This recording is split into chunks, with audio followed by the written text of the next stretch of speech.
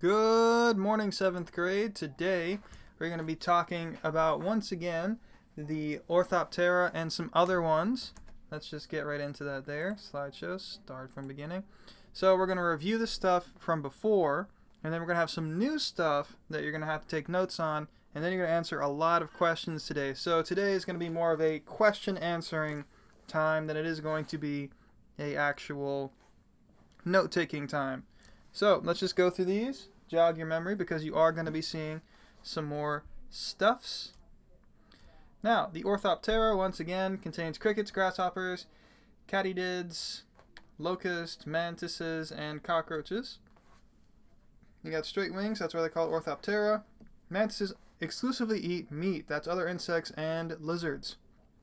Now, these grasshoppers here come in two families, the longhorned and, of course, the shorthorned, otherwise known as locust. Locusts will follow each other and they'll swarm areas and just completely destroy crops, which is why they're so dangerous. Now, music makers are grasshoppers, especially the crickets, are known for making sound. So when you're hearing crickets and things like that in a TV show, that's what they're talking about. They have stridulary organs. That scraper and that file are used to make the noise.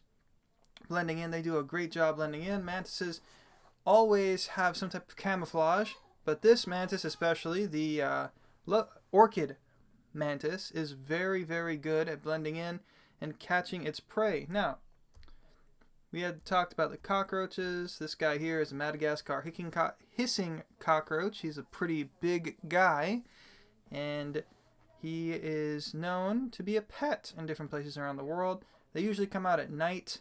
And they are omnivores, which means they will eat some meat, but they will also eat plants as well. They'll eat anything, basically, and they carry a lot of disease. Now, we talked about the Odonatas right here, known for their teeth. And dragonflies and damselflies are the only two we really talk about. Dragonflies are strong flyers. The males are often seen patrolling waters and things like that. So if you have a pool in your backyard and it's open, not fenced in, a lot of the time you could probably find some dragonflies, and they're going to be there trying to show off for the ladies. Now, on to our new thing that we have today, which is our Neuropteras. Now, the word neuro, this first part of it here, let me get my pointer out, has to do with the idea of nerves. And so when you hear a neurodoctor, they are a doctor that deals with nerves. And once again, the Ptera has to do with the wings. And so these are basically nerve wing insects. Now from here we have two main things in the Neuroptera, and we can see one of them in our last slide and one of them on the right here. So antlions, which is on the right here, and also the lacewings belong to the Neuropteran class.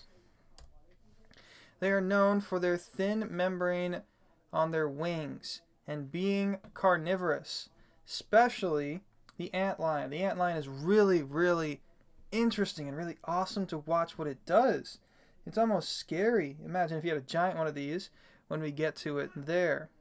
Now, as far as these Neuropteran go, they do both eat, they don't eat real meat like we think about it. Like when we think meat, we think pork, chicken, steak. No. What they eat is other insects. That's the meat they eat and why they're considered carnivorous. Now this antlion here has created a trap for this other ant, and an ant is no choice but to succumb because he is falling into it. Now see, antlions are known for their insect sand traps. That's what they do. They actually make one of these like you can see on the screen here. The pit is usually 2 inches wide by 1 inch deep, and they can be steeper or they could be wider, just kind of depends on what you are dealing with as far as these antlions go.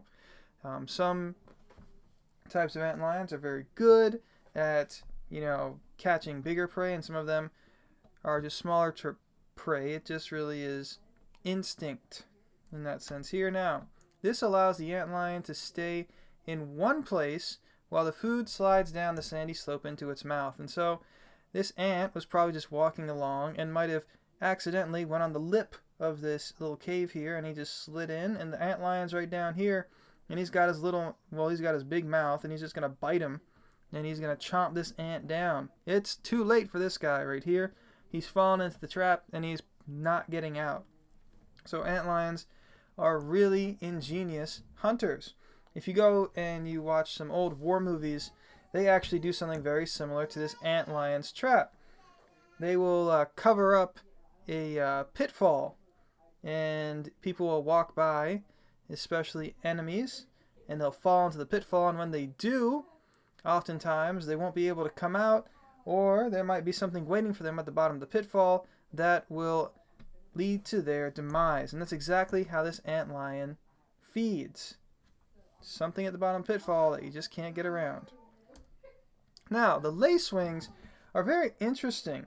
You can see here their egg to pupa, larva to adult form, but also what looks to be an ice cream container with green lacewing eggs in it. Now, why is it that they're so important? You can actually look at the bottom close to it, that blue band on the ice cream container looking thing there, and see it can consume 30 to 50 aphids per day. Wow, that's a lot.